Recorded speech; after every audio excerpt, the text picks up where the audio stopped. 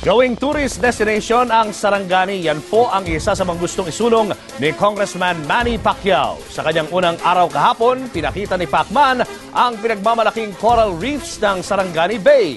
Exclusive nagpapatrol, Diane Castillejo. Maaga gumising si Manny Pacquiao sa unang araw niya bilang congressman. Maraming plano si Manny para maiangat ang Sarangani. Isa na ang pagdevelop sa lugar bilang sports tourist destination ng bansa.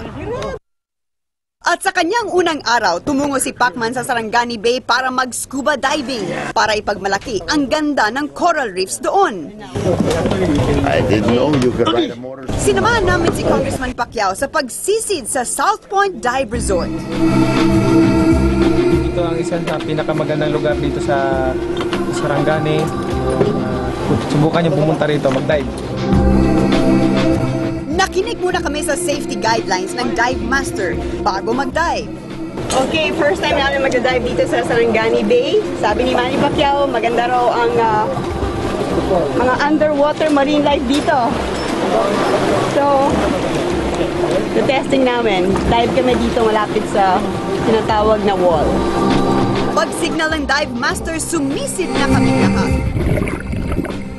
Sa ilalim ng tubig, kitang-kita ang ganda ng mga coral reefs ng Sarangani. Bumaba kami hanggang 80 feet at dito namin nakita ang makukulay na isda.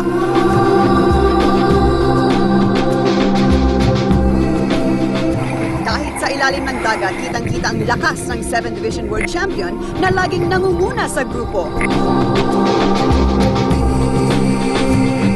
Umabot ng 40 minutos ang dive bago umahon ang lahat.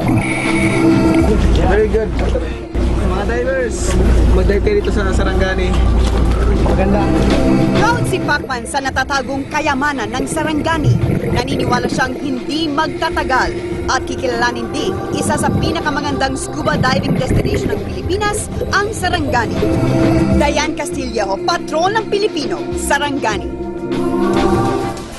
Para po sa kabuuan ng scuba diving adventure ni Congressman Pacman, panoorin ang Sports Unlimited Sabado ng gabi.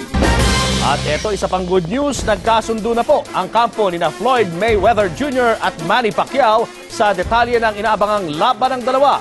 Itong sinabi ng boxing promoter na si Bob Arum. Ang hihintay na lamang ngayon ay ang go signal ni Mayweather Jr.